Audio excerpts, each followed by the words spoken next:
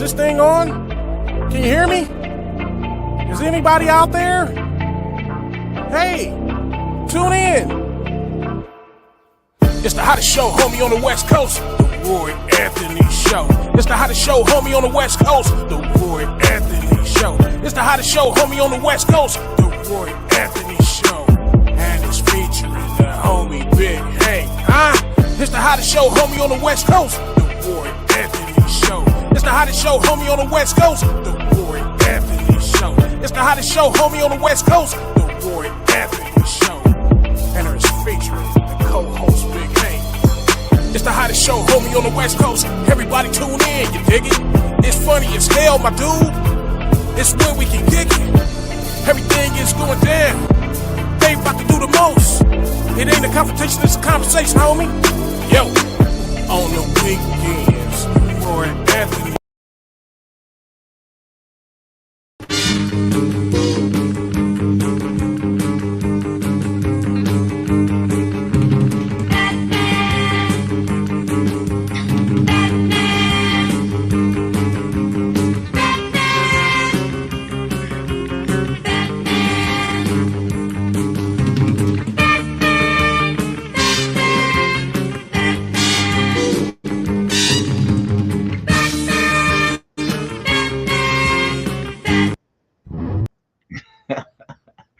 What it do? What it do? What it do? Yes, I am comedian Roy Anthony. Welcome to the Roy Anthony Show. Pleasure being back. This is my birthday weekend start. My birthday is October 23rd, and this is October the 20th. I started my party on Monday. It's a first day Scorpio. Anyway, welcome to the Roy Anthony Show. I'm Roy Anthony.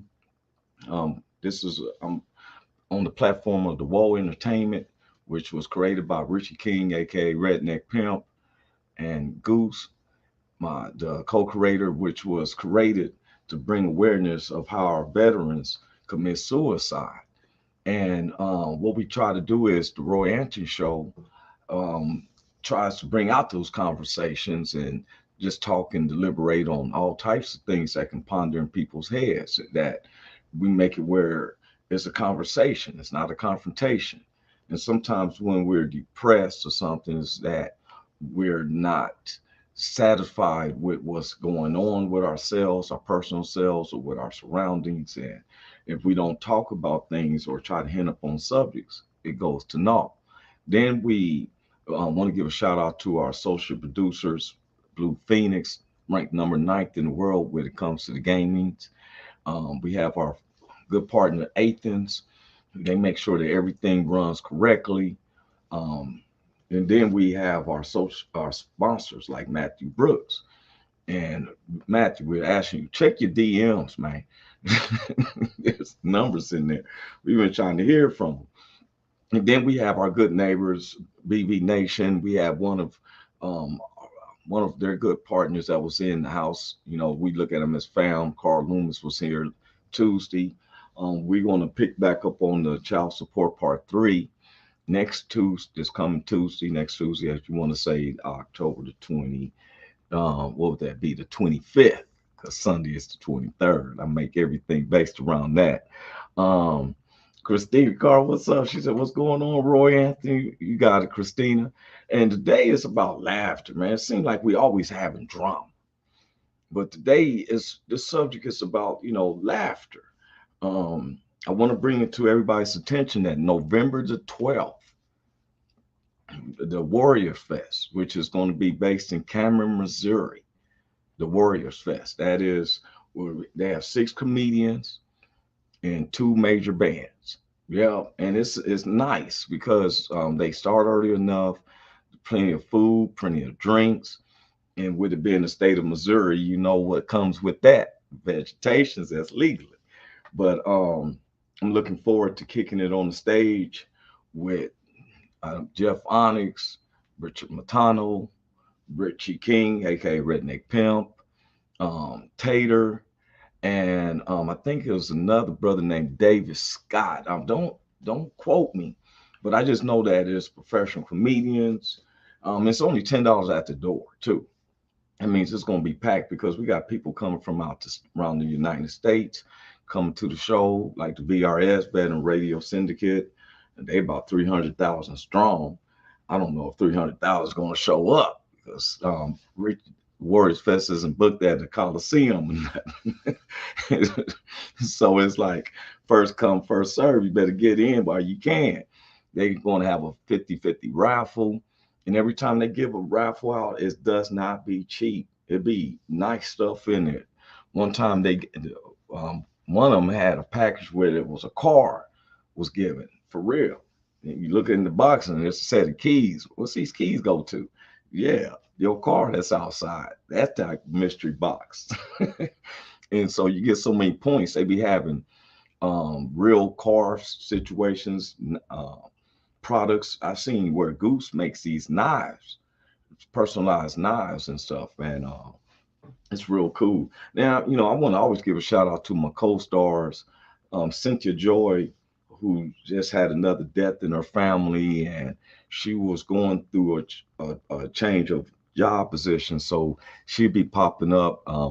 Big Hank always pops up after he's done his work there at the church, and then he shows up. So, and then sometimes if some people don't pop up, we know that some of our guests comes in. Sometimes it'll be my fault and stuff. I probably done sent the wrong link because we've been basing working on the studio, and there's more to stuff. Especially, I've been in the process of buying a house, and it's a trip because buying a house seems to be harder than buying a car, and I just can't get the understanding because um we a car you can drive everywhere.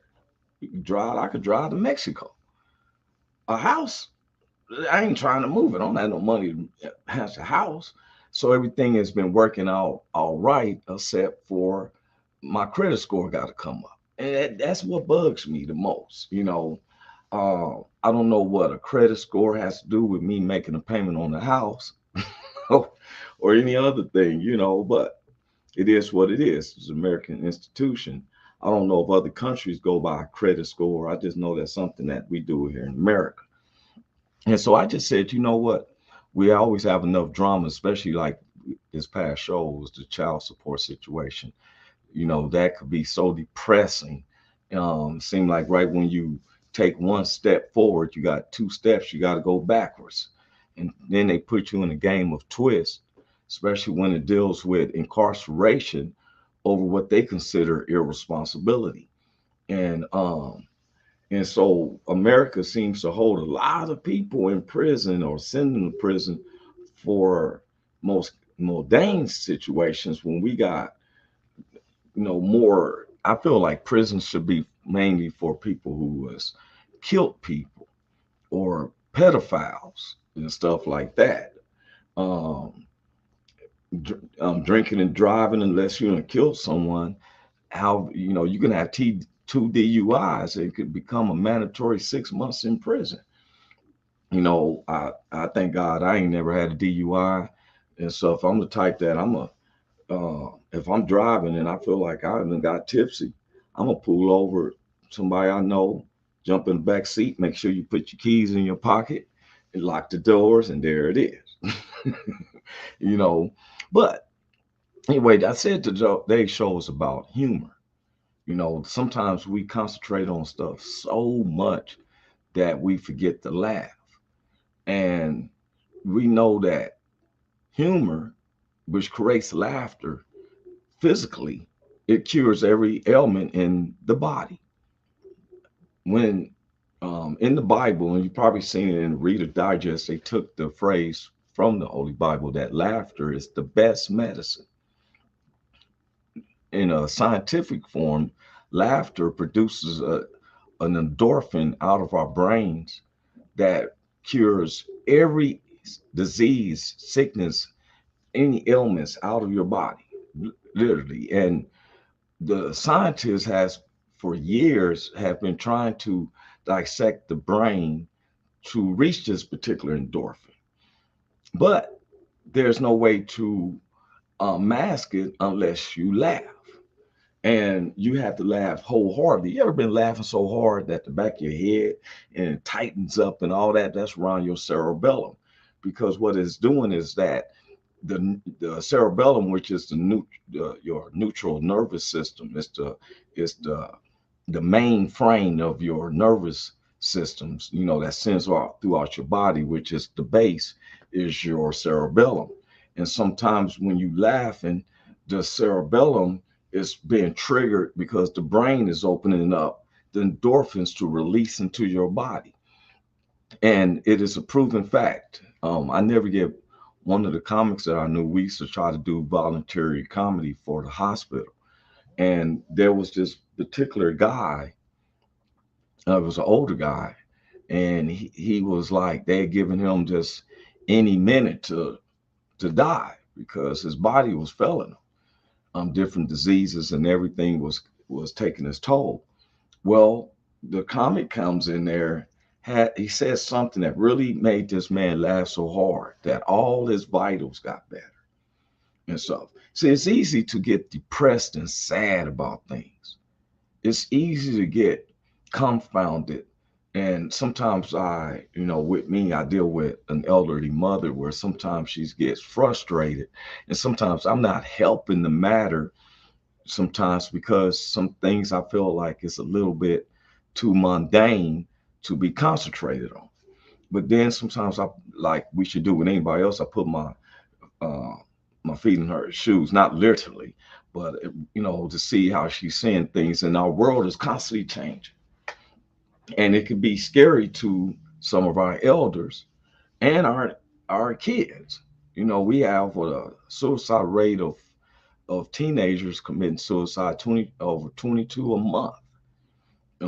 Here recently, we had a young man I came aware of. He was 19, been had an honorable discharge coming from the military, but apparently he wasn't ready for this particular life. Now I don't can't speculate on it.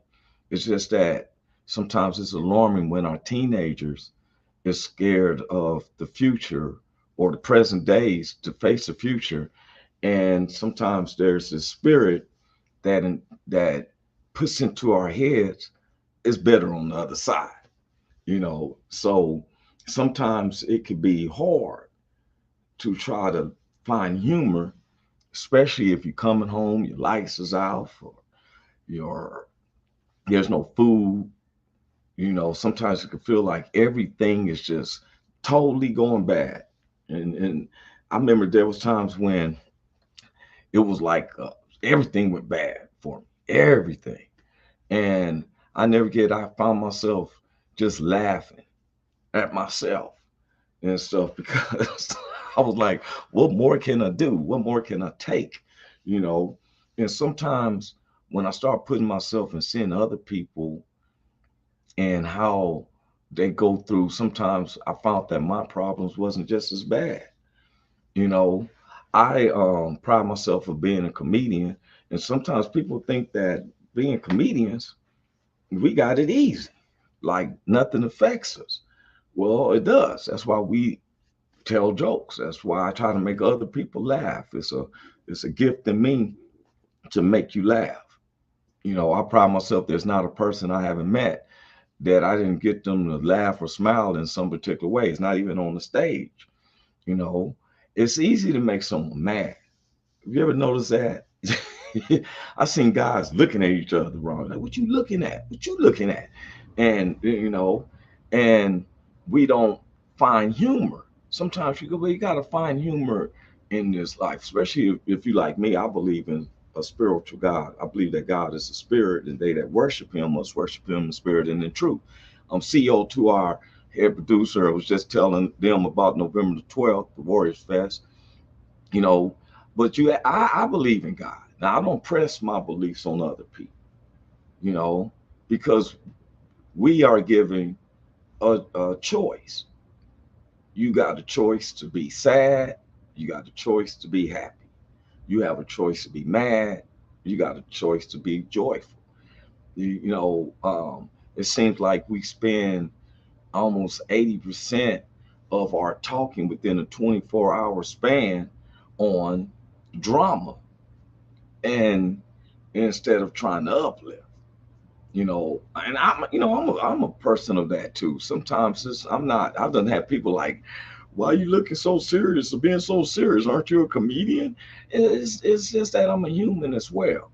You know, um, everything isn't fun and jokes, but I do try to find humor out of it. I never get. I had uh, when I was in 11th grade, one of my good friends um, was diagnosed with leukemia, and doing the chemotherapy he was going through was making his hair real thin, and he was 13, and so no one, especially myself, I was always known to bag. We called it roasting each other. We used to call it bagging or crowing, and we used to tease all the time until he was diagnosed with leukemia, and then the chemotherapy was making his hair real thin. And one day, he came around, it was all the fellas, and it was like, we was like, hey, what's up, bro? What's up? And he said, man, Roy, why you don't tease with me no more?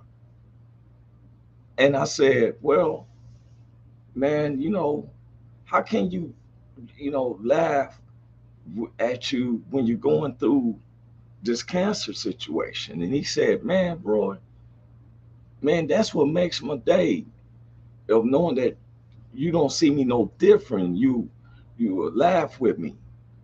He said, I deal with this every day, bro. And man, it just makes me feel better if y'all treat me like I'm the same way. So, when he got done, I said, well, okay, you old coconut head. And man, I never get, we laughed so hard,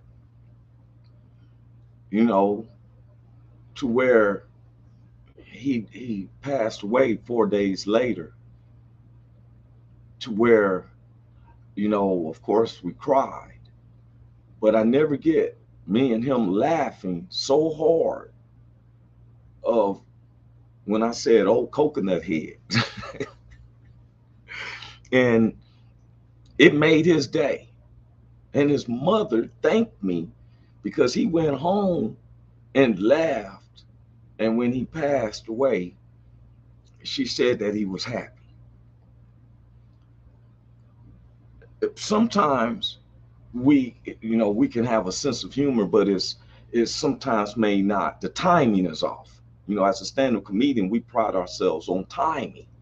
You know, um, that was something I had to work on when I was first getting in. I'd be telling a joke, people start laughing, but I'm still going into my wording. You gotta kind of pause so the people can, get their laughter out. Then you hit them with the next piece and the next piece. And so, um, Richie always say, you don't have to apologize for funny.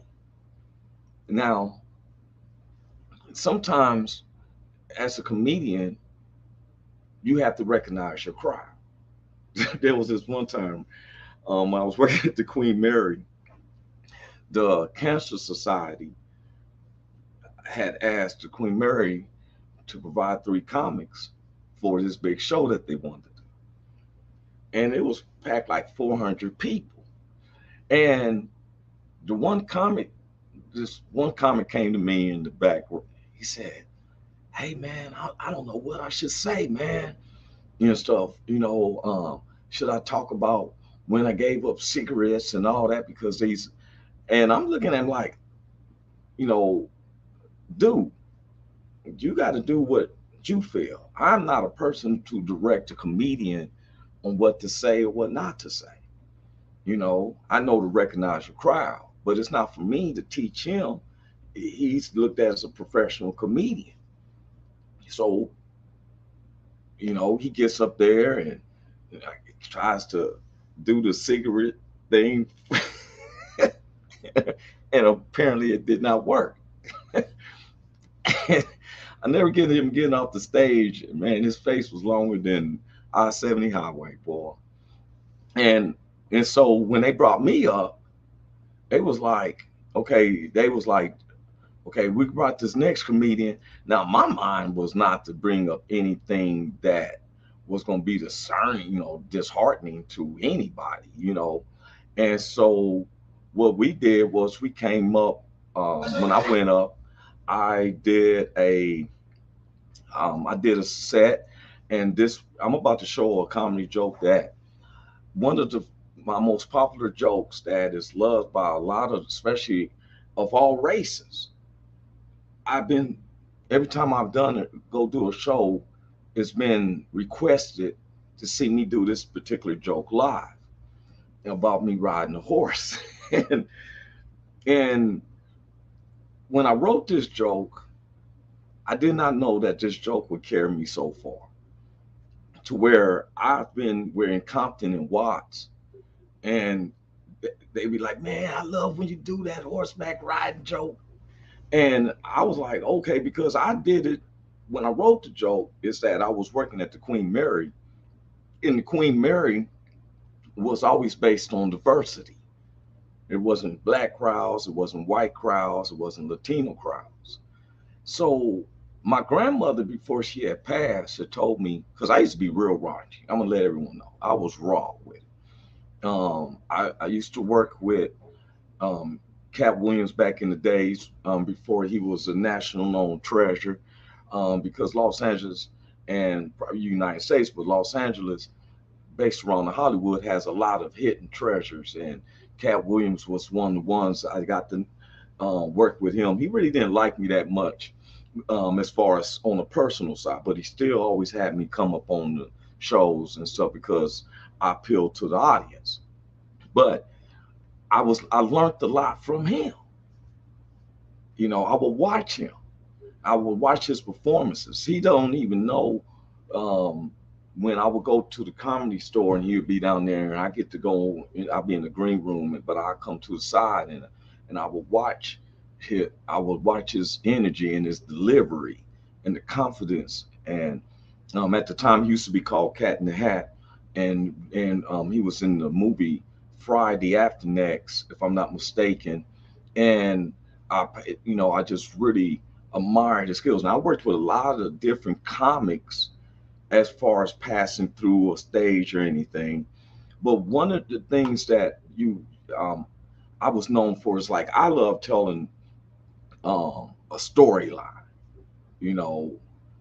I liked mixing reality with fantasy, if it makes sense, because I share a secret that some of the things I've talked about has been, I experienced it, or somebody else I know, because it's not just me who writes my materials. I have 3 or 4 good friends of mine that we come up with jokes, and they be like, hey, and we really push about how delivery should be, stuff like this. So I can't just take credit for this particular joke, but I want to go on and show this is one of the ones that's one of the most requested jokes of mine.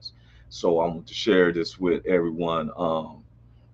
This is me at the Queen Mary when I first got on the Queen Mary, and I'm going to play this for you right quick. Never seen a horse before in my life. From the ghetto. And then she arranged for us to go horseback riding. But I committed. You fellas, you know how we commit, like playing basketball. You going for a layup. You know your shot's about to get blocked, but you committed. I knew it was messed up because we was headed out to the Foothill Ranch, and she stopped at Jack in the Box to get a breakfast burrito. Well, eggs and tomato paste don't go well with me. She's like, how you like the burrito? I said, oh, it's good. So we get out of here to the Foothill Ranch, and they bring out her horse. He was all elegant and nice. They bring my horse out. He was like Donkey from Shrek. I was like, yeah, cool. You know what I'm saying? But she was like, I know you're not going to ride that, Roy. No, take this back. Bring me back a horse. They must have gave him a potion because they brought him out of thoroughbreds, He was flexing his muscles and he was intimidating me. And I've dealt with ferocious animals, don't get me wrong. I've dealt with pit bulls and Rottweilers. I tell them to sit, they sit. But this horse was scaring me, boy. I was more nervous than a gay man in church. Because you don't look at a horse in both his eyes. You look at that horse from that one side, and it's just that cyclops of feeling, you know? I see my whole body in that one eye. So my day jumped on her horse all nicely. It took me 15 minutes to get up on my horse. Because I had my foot on the stirrup, but he kept backing up like he was laughing at me with that eye. So the cowhand secretly put me on. I was like, all right. So we went moseling on, you know. Moseling is a cowboy term. That means going on about your business. So I'm moseling on, you know. I started wondering is how do cowboys ride horses across the United States? Because I hadn't gone 200 yards before my ass got sores all over. I mean, my rear was raw. So I started leaning over my horse like I was riding sea biscuits. It's a beautiful day. Well, I shouldn't have did that. Because the saddle has this thing that sticks up in the front. It was pressed up against my stomach.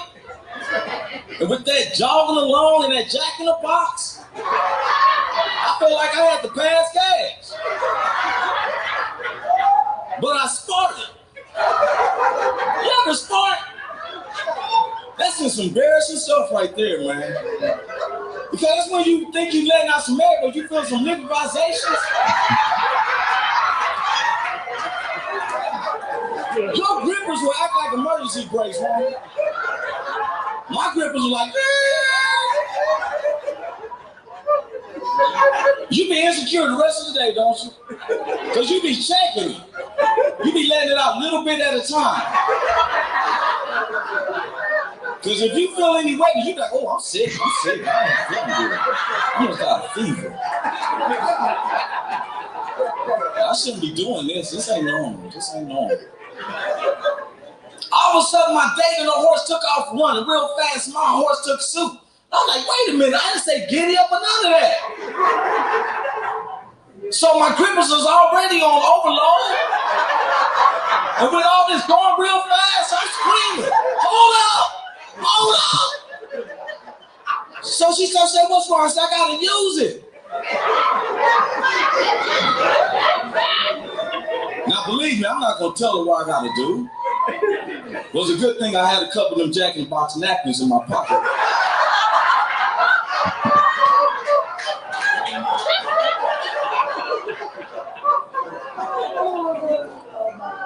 So I'm gonna get off my horse the same way I got on.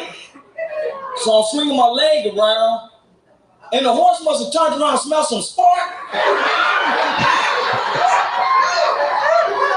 Man, that joker went crazy. He prayed up, took off running. I'm like, oh! And I lost a hold of the rein, and he dragged me like 200 yards over rocks and sticks, like a cowboy movie. My foot finally came out. I was just laying there, and my date run over. She said, boy, are you all right? That's when I got truthful with it. I'm like, hell no, I'm not all right. I done snatched a hole in my afro. My back is cut up. I got diarrhea all on me.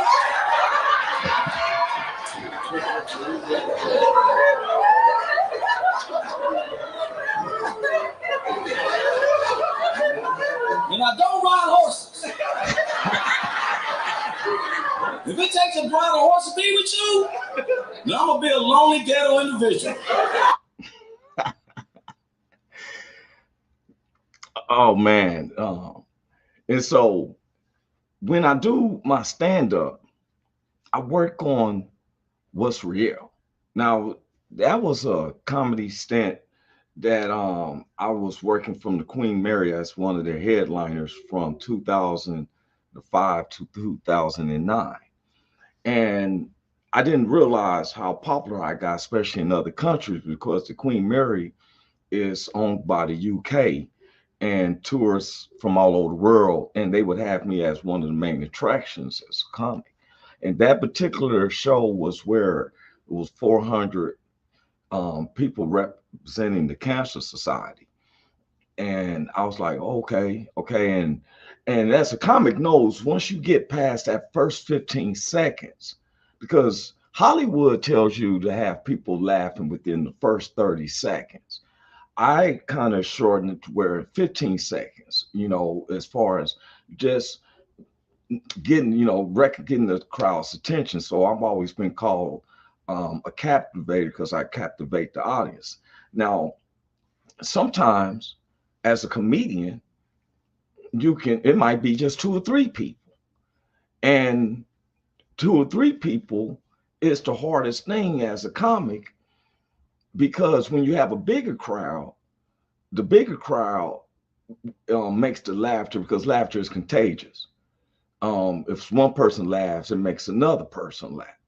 Sometimes the challenging for a comedian is if there's only two or three people. And I was told that because in Hollywood, when you're auditioning, even as a stand-up comedian, they probably have two or three people in the room. Last Comic Standing hounded me forever in 2009. I think it was 2009. They hounded me forever.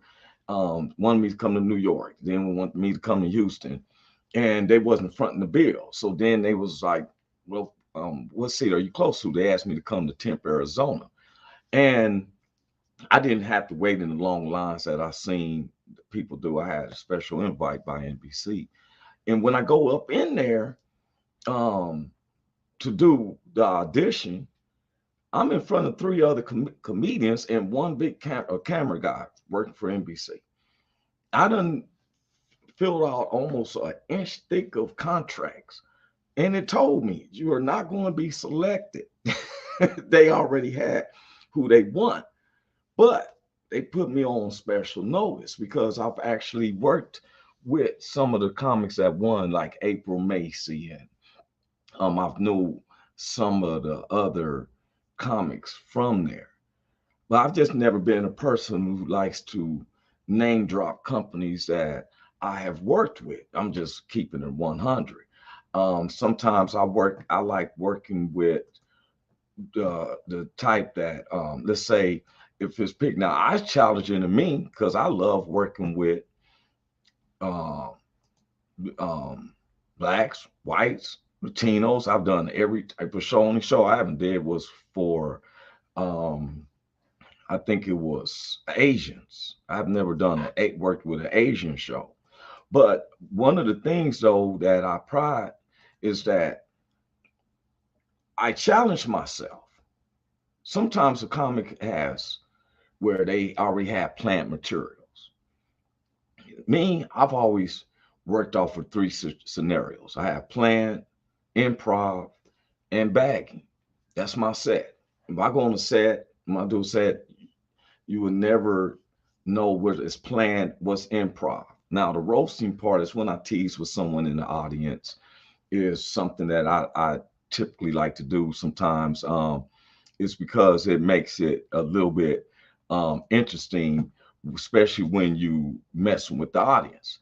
And so there's this one episode that someone had asked me about, could I show the one where I was teasing with the audience members? And so I said, you know what, I could bring that up. But I want to tell people, especially there, we got some people wants to perform. Hold up, we got Miss Leonie. What's up, Miss Leonie Waits? Her tag now says franchise beauty, Franzine beauty, if I'm saying that correct. How you doing, Sugar? Good, I'm doing great. How are you? Oh, I'm doing great. And so just sharing about the comedy exploits and as being a comedian. And so I want to give her a shout out. Let me tell y'all something. Miss Leonie Wade, as you can see, she is so professional. She's been, since I've known her since 2008, she has been a professional, had a she does the beauty salons, and she's one of the top insurance people. If I'm wrong, just stop me. But a lot of people don't know is Leonie used to be a stand-up comedian. She used to be on the show with me, right? I'm not going to. She may not want me to describe the one joke she was popular for, but she have all the men in the audience. We be sweating. She said I was laughing, and boy, the guys, I myself was wondering. I'm not going to bring up the particular joke because how long has it been since you've been doing stand-up, Leon? Oh, it's been, wow, at least what, 10, 15 years maybe? 2009. It's almost 2019. That's 13, 14 years. Yeah. Yes. Yeah. Man, time go by, don't it? I know. And like I've told other people, Leonie was one of the ones who helped support. I could share stories. This one particular story of a known comic, and Leonie had to save the day a couple of times. And what she saved, it wasn't that she saved the day to spring it out. It saved for me. I had to go to jail because I was ready to put hands on some folks for real.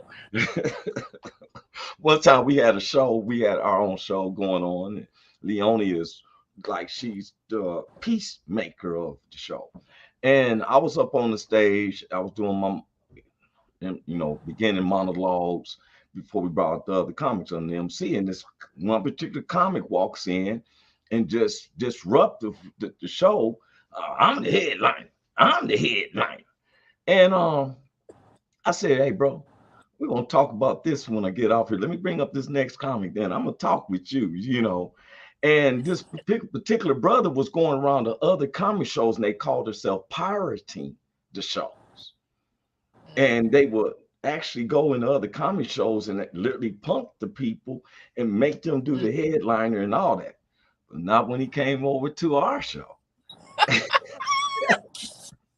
So I'm in the back while the other comic, I just brought a comic up. I went to the back, and I'm talking to this dude like, hey man, you coming up on in here and bringing all this disrespect and all that. And there was this guy that was standing beside him, kept saying, he is, and he got scared when I turned my attention to him. Yeah, I know who he is. Who is you? Who do you think you can keep talking to? And then my partner's standing up, like, so now they got to figure out how they're going to leave up out of here without getting some hands put on. That's where I went with it. Forget all the ambassador stuff is out the door. This is a confrontation. Forget the conversation. Leonie came in and she stepped in, and I was like, okay. And then the one where I'm not going to even bring, you notice I don't name drop. There's another comic. He's very well known. And he had a friend who called himself being a promoter, and they talked to me about letting him be a guest appearance on our show. And it was told that this guy who asked this particular comic to be on our show was going to pay this particular comic to be on our show. Now, me and a band that I was working with came up with a routine we was going to do. But this particular comic, you've seen him on TV and everything. Not only does he goes past his time of 20 minutes, he's on there for 45 minutes, so disrespectful that when I came up on the side to tell him, hey man, he flags me off. Like now, he like, yeah, I'm whoop de whoop de whoop. Boy. Because it's about to be all on the news. Whoop de whoop de whoop got his butt whoop de whoop de whoop served to him. And so Leonie, to be peaceful, applied, and they did it while unaware, and Miss Leonie, who she carries the weight of, she's the head of her household. She got her daughter and her grandkids, and the other people who work for her, she stays on top of it. But so they came to her for this particular comic's money. And when I found that he gave it to her, I ran out there to the dude. He hurried up and ran this particular comic, ran to his car and got in that. And I'm lying. You stopped me, Nope. Leone. I was Nope. about to jump on the promoter and stuff. And Leone, Lassie and them had to grab me. I ran out there. I was going to put a beat down on this particular comedian. He can go and tell everybody from that particular show what happened to him. But you know, and see, sometimes as a stand-up comedian, and Leone, you know, as your profession, sometimes people can take you for granted. Mm-hmm. You know, they take you for granted because they think that as comedians that we're Mr. or Mrs. Nice Guy Yeah. or nice person, say it like that. To where um now one of the funny things to me, Leone, when you used to do comedy, people knew you was doing comedy or like you do insurance. I would be in the airport, right? And I'd be into my own zone, got my headphones on. And I never get it was this one couple, older white couple.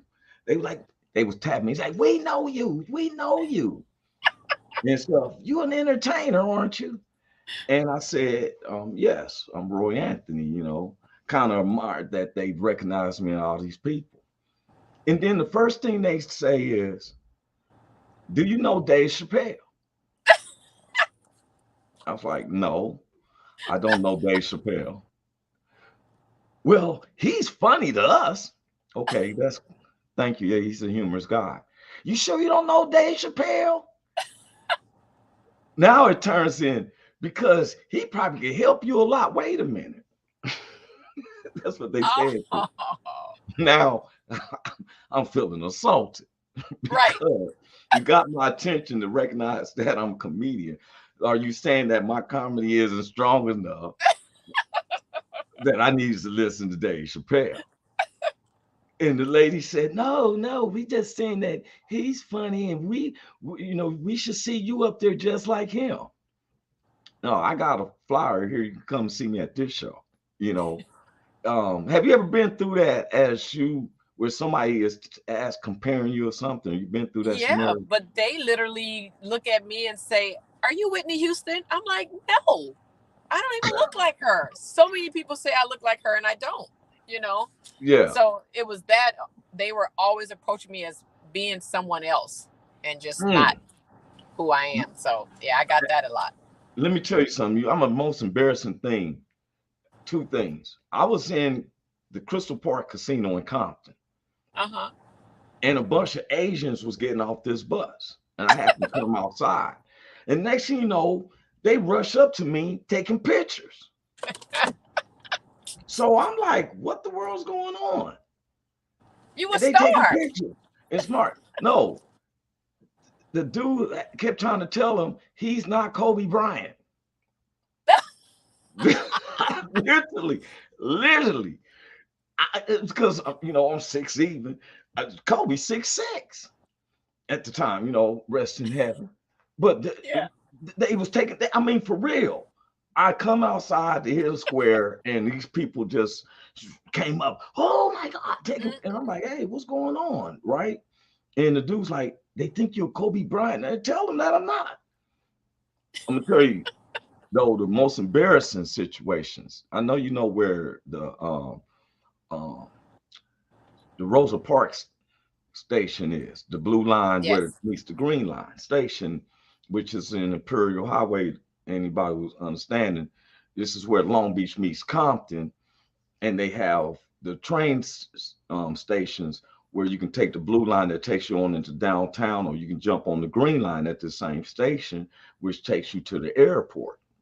So this particular day, I decided, I just had my head completely shaved. I decided to wear a bandana. Mm-hmm. Rolled it up and tied it with my hat. Literally the truth. I get to the Rosa Parks station. I hear some people screaming, Tupac. So I'm looking around too, that I want to see Tupac because he was known for making public appearances in some of the most precarious areas. This is the Right. truth. I this was in 97. Mm-hmm. I'm hearing this lady scream, Tupac. So I see a crowd running towards the platform. Literally a crowd, almost Oh 50 wow. to 100 people. So I'm looking like, where is he? They run towards the platform, but I just see two Latino guys in the Eastern Indian lady, because she had on all her guards. We on the platform, but I see all these people rushing, and I'm looking for where is he? The people run up and just was grabbing on me. Oh Tupac. my. And I'm saying I'm not Tupac. My name is Roy. I mean, look, Yes, you look. are. I lie to you not. It was so bad that the police had to come and give me a ride to the next bus station and told me to take the bandana off my head.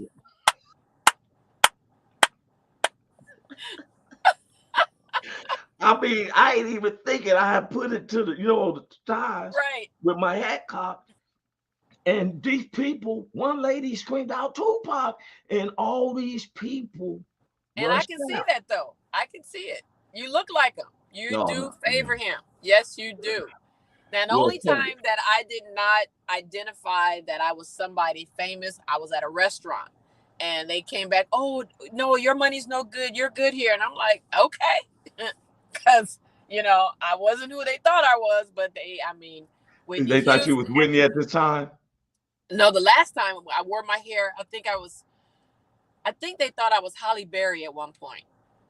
Of course, that was Mm. years ago and before the cellulite kicked in. But yeah. Oh, for real. Hey, look, mention Holly Berry. One time I went to a Hollywood function and I seen Holly Berry, and I've always prided myself I can talk to any woman, right? And so I seen she was in the kitchen. And I was gonna walk up and say, "Hey, what's up with you, Holly?" This big old black dude, her security guard, was like, "Hey, where you going?" I mean, he had his whole hand was over my chest. Hey, where you? I said, I was just going to speak to Holly Berry. No, no, no, you're not. No, you're not. And she's standing there just eating some stuff, right? She wouldn't even look my way. And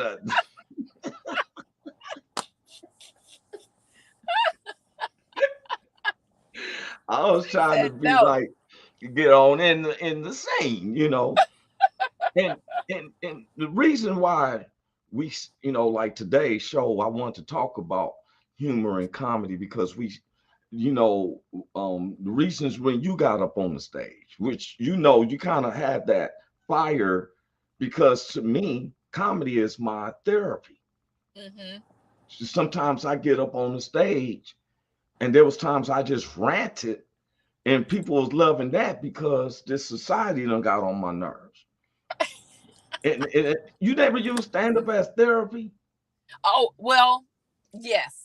Yes. And that's probably why I was hanging out with you guys so late because, yes, I would get home and just think about all you guys' jokes and even the ones that the ladies were saying. You could throw a little bit of curse words in your joke, to make it more funny. I said, no, I think it's funny enough. Yeah. But it was definitely therapeutic. Now, what gets me, Leonie, is that everybody knows me that when I ran my stages, my audience has always been blacks, whites, and Latinos. I pride myself on diverse crowds. Mm-hmm. It's not saying that I can't just, because I've had comics see, I never get one of the comics. I don't like to name drop on people, but anything I'm saying is factual. I could. And so, but one of the comics came when we was at the Blue Cafe in downtown Long Beach, Mm-hmm. kept, he seen the crowd was diverse, and he put me, he said, "Hey, man, I ain't never rocked with no white crowd." That's what he Wow. told me. But turned around, I thought that was weird. And then this one white comic came the next show we had, and it was like, "Hey, man, I ain't did a black crowd before." And Oh. I mean, I've been through this. And I don't have no problems with sharing my stage. Right. Well, there was a comic, and I'm gonna drop his name, Richard Weiss. Richard Weiss was this tall white guy. Um, if you never paid attention to people like Bob Newhart, because I'm a connoisseur of stand-up comedy. It's not Mhm. just the black comics. I listen to the white comics. There's Richard Shamel. I loved him. Rest in Mhm. peace. Um, I love my man. What was the other guy? He passed away. His name's right at the tip of my tongue. He what's the comedian that he used to say stuff like, my apartment is infested with koala bears. And so every Well, time I I don't turn my know. lights, Pull your tongue out so I can see it, because you said it's on the tip of your tongue. yeah, So I I know. don't See, know. look. But I used to catch a lot of flack about Richard Weiss Wow. because Richard Weiss had that type of dry Bob Newhart type style of comedy. Like Right. if you watch the show Frasier, I like Frasier. The Right. show Frasier has me laugh. Some people will be like, I don't understand it, but it would make me laugh. Right. Well, one time, all the brothers came around me and said, "Why do you always put this comic up on the stage, man? He's kind of corny." I said, "I don't find him corny. I think that his comedy is just highly intellectual. You may not understand it. Not saying you're a dummy, but his comedy, I I understand him." Right. Well, to this day, anybody who look at comics, the comic strips in the newspaper, you've seen a comic strip called Wisecracks. Mm-hmm. That's Richard Weiss. Richard Ah. Weiss became, I remember when he was starting to get in the cartoon kit and his jokes, he's used the same jokes because his it's a one slide on Wisecracks. Mm-hmm. It's one frame, and it make you laugh just from the one frame because of the stuff that's said. Well, those are the same jokes that Richard Weiss was saying on the stage. And when I talked to him, I said, "Man, I heard you up there balling." He said, "Yeah, bro, it's a good time." He was already wealthy. His family's wealthy from upstate New York, but he lives out there in Right. Newport Beach now, and he is Mm-hmm. very wealthy from the wisecrack. Sometimes I tell people, and if you notice, there's comedy everywhere. Um, I'm before I go back and farther, I want to say thank you to Leonie. She got on her tag as Francine Beauty, but Leonie has reached out and had me involved with, even with the insurance, deeply so, um, to the point that I want to tell you why I got you on the screen. The biggest word that you helped me really, and I'm noticing this is a word that's helping a lot of the men that I've been talking to.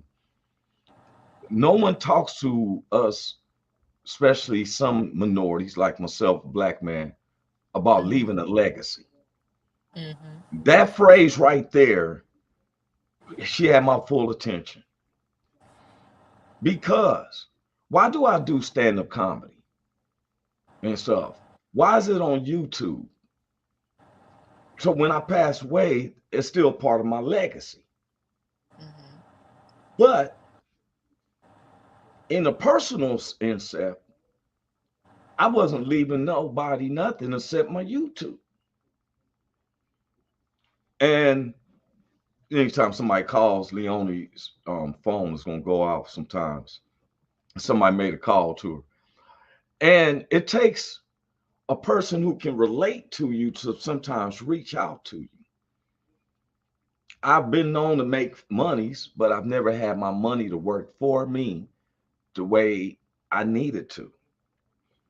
Ever since I've been going through my budgeting, I find myself now being a little bit more stricter on myself. And I'm saying this because we're going to bring up on one of our shows. I want to dedicate one of our shows probably for the next Thursday show. If we can do that, I haven't wanted to do it yet until I had to complete green light from Leonie that I want to do one of my full shows again about leaving a legacy. with dealing with the insurance. Can we do that? Okay, I lost you for a minute. Oh, okay. I was saying that I want to dedicate one of my shows again, like probably next Thursday. I want to do another episode fully on about leaving the legacy with the insurance. Can we do that? Yes, yeah, we can do that. I was going to Sure. have a number. I would have my number or an email where I would like Hmm. some people, because some people have reached out to me, but I didn't have the information to leave them. I really do not put my personal cell phone number up on anything no more, because one time I put my Hmm. personal number on a comedy show and people was calling me.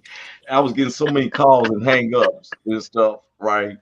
Um, Oh, I said I would never put my number back on the flyer again. Matter of fact, I changed my number way back then just because it was just, some people will call me and say, "Are you still gonna do another comedy show?" I'm like, "Man, that was an old flyer." But I didn't want to put a number up, but I'm gonna put a number up, hmm. and an email address Well, what that I if would do, yes,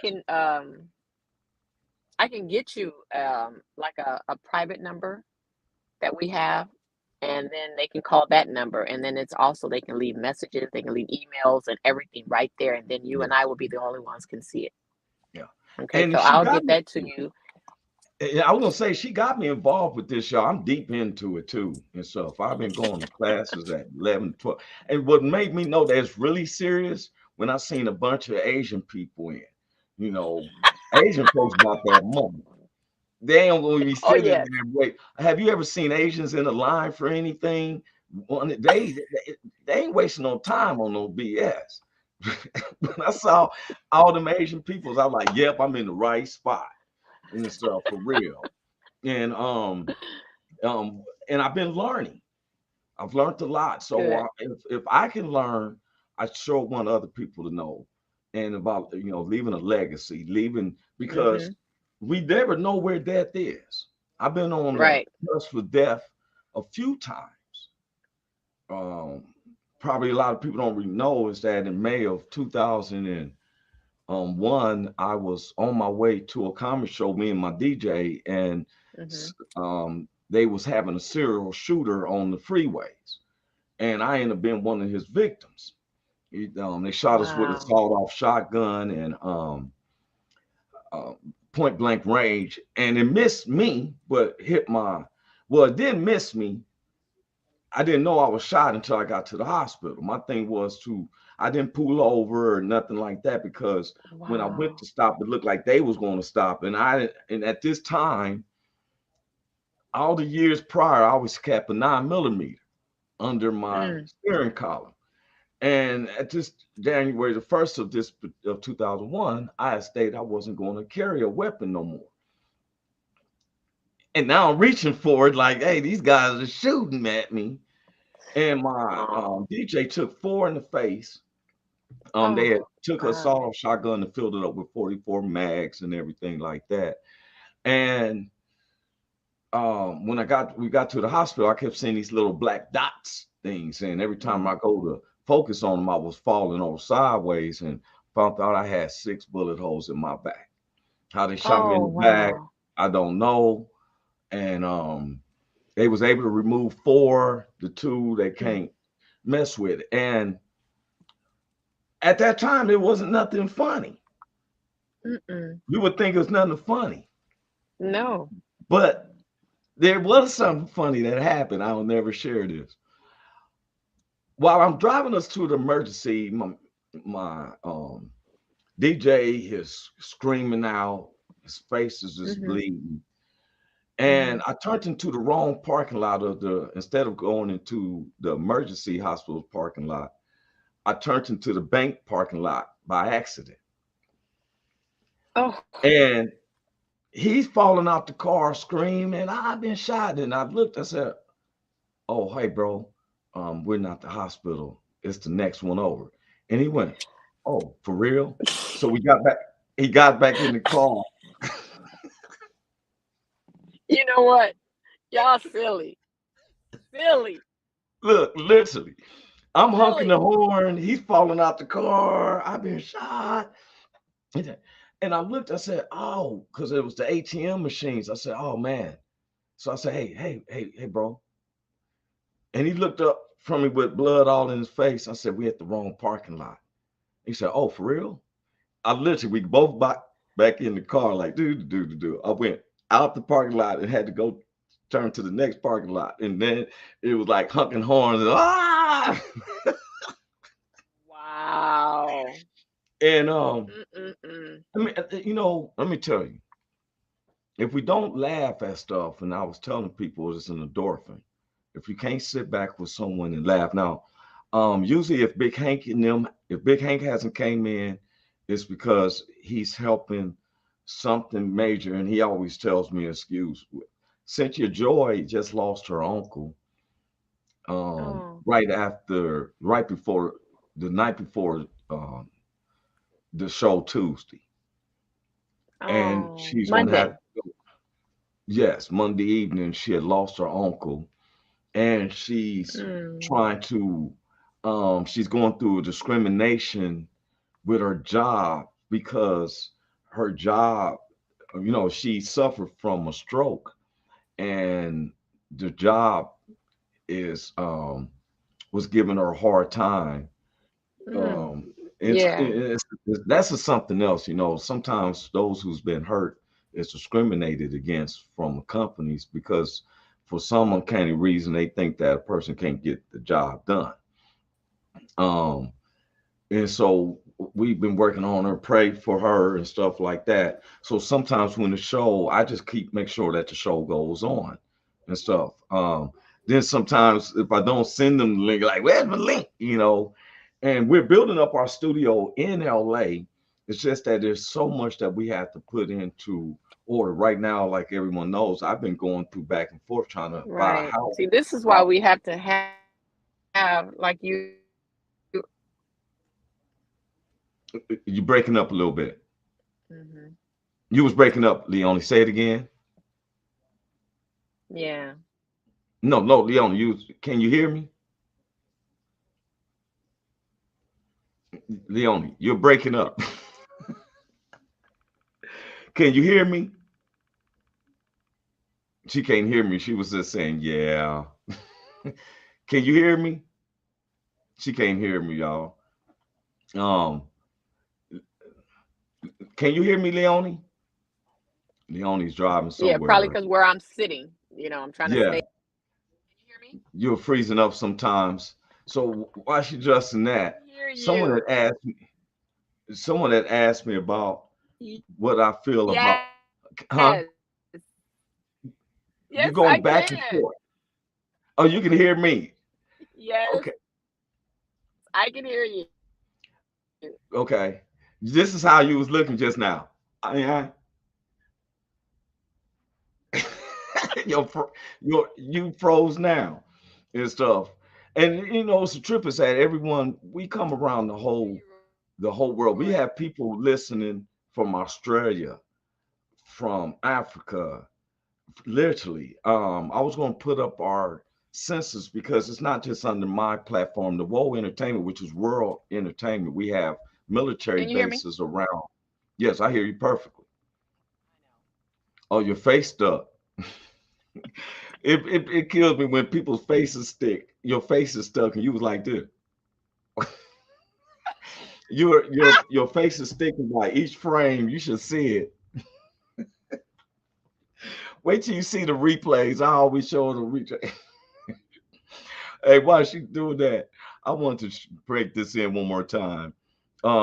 This is Roy Anthony bagging. I'm about to do a show where we're bagging with some of the members, and I'm gonna put this on while Miss Leonie is working with her freeze frame. Oh my gosh. Okay.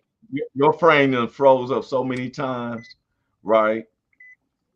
And so what we're gonna do is we're gonna play this one particular segment. People ask me, do I tease the people bad in the audience? And I'm gonna share this one with them.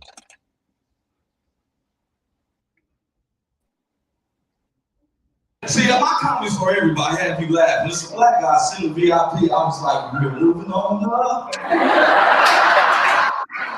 He scared me. That's a damn shame. I thought it was my shadow. I'm like, I didn't move that way. He went that way. I'm like, oh shit. Oh, it's another black guy. I was like, okay. For real, I thought my shadow went through. It was like, yeah, that was my shadow the whole time. That's why I kept stepping over here. Like, my shadow's getting all the attention. My shadow wearing a diamond necklace. I don't got shit.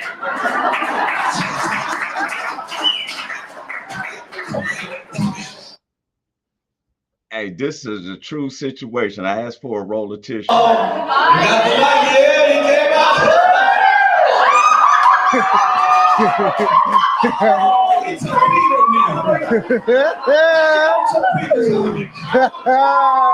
You wild for that. I can't mess with you no more. He scared the hell out of me. I'm a terrorist. Oh, it's toilet paper. Would have hurt myself diving over that shit. You don't know about that. I thought he was throwing the bomb on shit. He looked like a chemist. Could have been making some shit. Got some Ajax, take a little down. Throw that shit up here. I'm like, I'm ready. Look at him, sir. He's a funny comic. Oh, I'm dying at this motherfucker. That's what people are from the ghetto, you know, and I like to help those who don't know. So one more round of applause. I'll give you a chance. How many people from the ghetto? Big class. I'm gonna do the 8 miles on you. Notice that man didn't say it too loud there. Notice this man didn't have his hand up. How many people put the 913? Notice this man didn't have his hand up. He said, I ain't gonna lie, I'm 75. I'll get a petition at Perry next year. I got my cap here. When I leave here, I'm gonna go dig up some worms, and we're going out there to the 75. His cousin like, oh my God, I ain't gonna let him live this down, Leroy. I'm just teasing with you. What's his name, man? John? Okay, John. John got them handlebar mustaches and said, hey! That motherfucking tractor won't go 10 miles per hour. He looked at like, damn, I drove that motherfucker to the club. He like Richard Pryor, 2012. I had all the way to Kansas City on a tractor. What kind of gas? Man, I just hilarious. Man, I just and you know what's the trip is that I pride ourselves on what we do. My mother and her friends, you know, I've always a thank. Now, a lot of people don't know. I want to share this tidbit with a lot of people before we start channeling off. When I first got into stand-up, I was real raunchy with it. I mean, I was real raunchy. And I didn't, you know, have no support from family, just support from the homies in the hood. So I was just telling it like it is, like real raunchy, like. And my grandmother, when I was a kid, used to in honor me doing comedy. They would say stuff like, "How you gonna serve the Lord and the devil too?" And it would perplex me to where I just said, "You know what? I'm gonna go do my thing." Well, in 2003, I was on my way to Santa Monica Court to pay a ticket, and my grandmother called me out the blue. Well, my grandmother to me was like that financial talk. When she stopped, I stopped. And this, matter of fact, I had a bench warrant I had to take care of because I didn't go into the court. I wanted to hear what my grandmother said, you know. And she died 6 months after this conversation she had. She talked to me for about 2 hours. She said, son, don't you give up on that comedy. She said, the Lord showed me a vision. And then she told me, I want you to clean it up. Now, she had never seen my comedy. Wow. I didn't put nothing on YouTube or nothing. She said, I want you to clean it up. God showed me what you were saying and stuff. She said, I want you to clean it up. Say a cuss. If you say a cuss word, let it be once in a mile, but I want you to clean it up. Then she told me they're going to try to give you drugs to make you stay up. Don't take your drugs. Don't take no drugs that's going to keep you up. Get you plenty of rest. Take a nap before you go up. That's why people sometimes notice that I sit in the corner and tilt my hat and I take a little nap. Nothing to keep me hyped. And she gave me a lot of do's and don'ts. And she said, I saw you because my biggest thing to everybody wasn't not to be known as the number one stand-up comedian. I always say Right. that. But my biggest goal was for a 5 motion picture deal. Mhm. And that's what I've been pushing. I'm close and I'm close.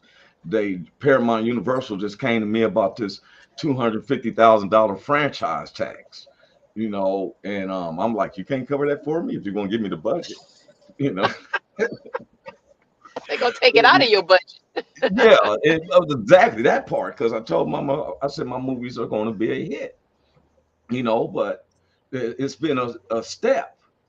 And when you're doing things independently, people tend to look at other people and say, "Oh, they doing it, why you not?" And it's Mhm. sometimes God has timing for other people. It wasn't Yes. ready for me to do it 5 or 10 years ago because the heathen that I was going to be 10 times 10 by that. So Ah! Woo! God knows what He's working with me, right? Because Yes, he does. yeah, Yes. I'm a lot slower now in taking care of myself than when I was there. I'm very spiritual about my own personal get downs. Mhm. Um, money doesn't make me. I pride myself Exactly. on making money, but Exactly. I would have been a manipulator and stuff probably more so because I had to come to grips with myself. And as comedians, we sometimes, I've never been jealous over comedians that I see on TV, that I've Mhm. seen in a movie. And you can say to yourself, hey, like just like when I met with Tiffany Haddish, remember Lele, Mhm. the tall Yep. comedian lady? Well, Mhm. Tiffany Haddish was her mentor. Mhm. And so Lele, that's how I met Tiffany. Now, I'm not a person who zones on whatever. I'm really proud of her success. I Mhm. met her at my apartment over on 4th Street. She came to my apartment with Lele, and we sat at the table and stuff. And next thing you know, I see her in this. I seen her in the commercials with Travelocity, and Mhm. then the different movies. Proud of Yep. her success, has nothing to do with me. Sometimes I laugh at Corey Yoakum. I watch his podcast, and Corey Yoakum is just straight cut from to the cloth on it. But Mhm. me myself, I would tease Corey Yoakum. I have no fear of teasing or saying whatever. Sometimes it seems like some people are scared because Corey Yoakum comes so raw with it. You know, Oh. Every time he talks, though, I feel like he has a now later in his mouth. And it seems like he's searching for the flavor of it. You know what I'm saying?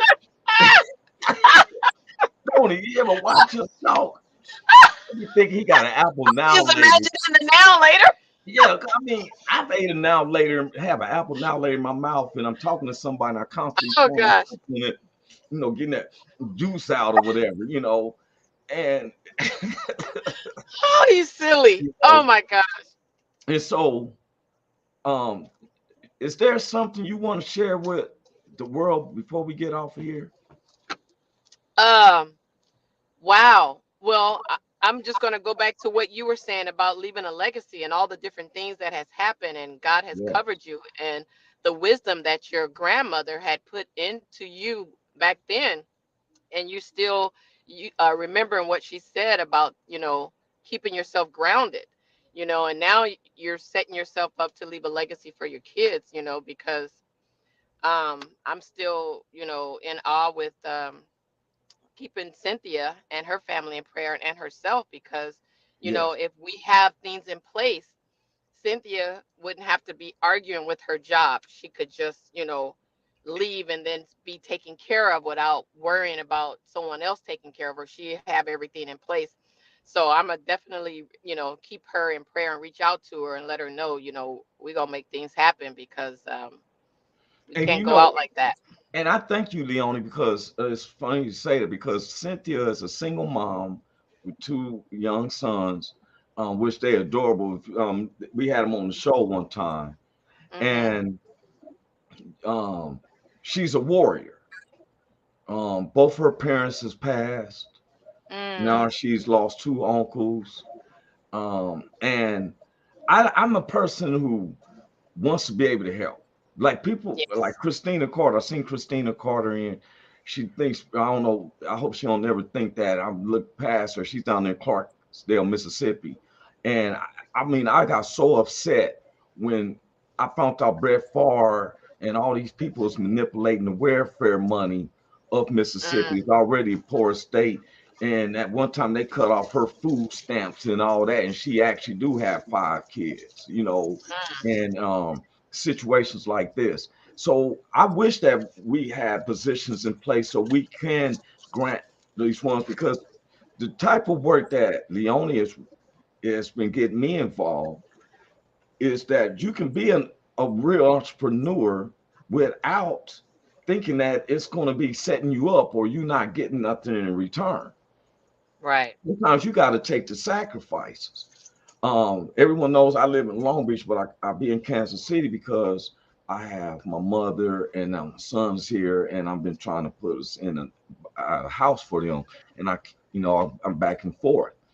But this class had me in at 11 o'clock at night, to 12, and you can be where if you can't just expect I'm gonna sit here and something comes. You got to sometimes make a sacrifice. You got to make a effort. you Mm-hmm. know, if you don't make an effort, then you can't just suspect that opportunity just gonna come to you. Right. The word of God says the squeaky wheel gets the oil. That means that it's making sound. You got to say something. Am I correct? Everybody, you know what I'm saying? I'm very, You said it in layman terms, but yes. yeah, I'm very spiritual, and I just don't take into, because see, this is why I was gonna say nothing.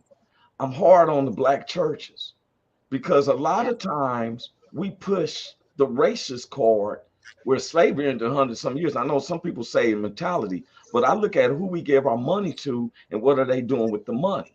Are we Mm-hmm. are we building up all these building funds to still get the same ceiling fan? Or are Mm. we taking the money to open up a general contractor license so we can hire the carpenters in our church that's unemployed and we give because the church can give and hire a contractor. Mm-hmm. We can have Yep. barbers, a beauty Yep. salon. Mm-hmm. Am I correct? I'm pretty Yes. sure the lady who was a beautician, she really needed to work and stuff. You probably could get her in a chair and you tell her the dues and like, hey, you need to pay this amount because Yep. I've seen some women beauticians and they say, well, Mm-hmm. they charge me $150 a day in the chair. But I've Mm-hmm. seen them come out with 800 and something dollars and you didn't have to write no taxes on it. So, but what are you doing with your money? So Yeah. that's what the issue is. Yeah. So when you, like you said, the churches, we supposed to go, and if we trust the word, pay our 10%. And that Yeah. 10% could be time with someone. That 10% could be cleaning the church. That Preach. 10% Yes. could be financially. But what are you doing with the 90%? That's Yeah. what you're supposed to be taking care of. If you don't have anything after, whatever you do, you're not taking care of yourself. Yeah. But So it's like, you know why I blame I blame some of the black churches on with the black community. You know why? why? Because if you and I could make money for a year or two without having to Mhm. pay taxes, oh, we Mhm. killing the game. Am I correct? Mhm. With just 2 years. I Mhm. don't like seeing something where it says I'm established, the church been established since 1897, and I don't Mhm. see no factories built or nothing like that. But I see No. people like Creflo, you driving in a nice big old jet, or this one pastor had a gold toilet and stuff like this. Okay. You Now, know, see, those are the ones that are really messing it up for the common person, because they're calling them hypocrites. They're calling them liars and cheats, and then you get one that confess that I've been having my members pay for my jet. That's not all men and women of God. You know, it's like if we look at that, that's what turns people away from God. And see, that means you put all your trust in man. God said, trust me, not man. So when you trust Exactly. man, that's when you mess up. Now let me That's ask you. Yes. Let me ask Go you a ahead. question, Miss Leon. You know, not to cut you off. I want to hear what you just said. What's it? You just said 10% of tithes because most churches is ran off of tithe and offerings. Hmm. So what do you say when they got to $6 billion that they was all got to split? If you was a recognized church, you got to split the $6 billion, no, $7.3 billion, and that was part of the during the pandemic. Pandemic. All of them didn't get it. Some of them got more than what they needed. Just like some of those people that made fictitious businesses so they can claim money. So all that monies that people were getting, no one can show for it. People went out and bought cars, didn't buy a home, didn't save it. So just think of the churches that applied for it and didn't get it, and think of the people that made fictitious businesses. They even gave their kids jobs so they can collect. So everybody's getting all this money and don't have a place to show for it, and they're back homeless again. They're back in debt. So what are we as people are the church?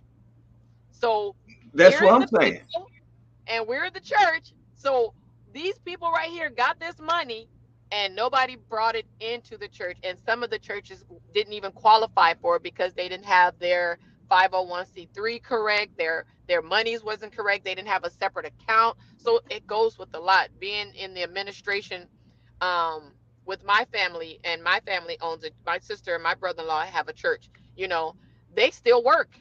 They work outside of the church. They still have their regular jobs because they're not dependent on the members to take care of their salary. They're like, no, we're gonna still Yeah. work. But see, what I'm saying though is that, let's say, for instance, there's an insurance company like who we're Hmm. working with now. To my Right. understanding, it looks like it was the president is an Asian guy. Hmm. He's Now, a he's Korean. okay, Korean. Now, what I'm saying is, now what he's offering to people like even myself and help, and I was well, I took some serious notes this past Tuesday, y'all, because this is when they talked about the compensation. You know, I was like, yeah. And but my point is, why isn't it that, see, this is where it started waking me up. I remember seeing some brothers come to church, different church, and they're looking for help, like get a job. Job leads to housing, stuff like that. And the people said, we're gonna pray for you, brother. When I felt like, why isn't it that we have something to open up for them to be able to say, hey, you okay? If we know you're down and out, we're gonna give you this start. We're gonna help you. You can go to here, report here at 8 in the morning because we own this warehouse. See, this is my problem. I seen a big old college church built over by my man, by one of my partner's houses over between I'm gonna say, is it Century and Normandy. There's a big mega college, and some of the people that live across the street said they can't get a job. And I'm Hmm. saying to myself, how do we help? With why isn't that we don't have factories to open up stuff? Why isn't it that if we could take this and then say if we open the factory and say, okay, we're gonna give you a job here, or we have mortgage companies in the church, we're gonna pay the church. You understand what I'm saying? I look at stuff like that, but we're gonna Yep. hold that for another time.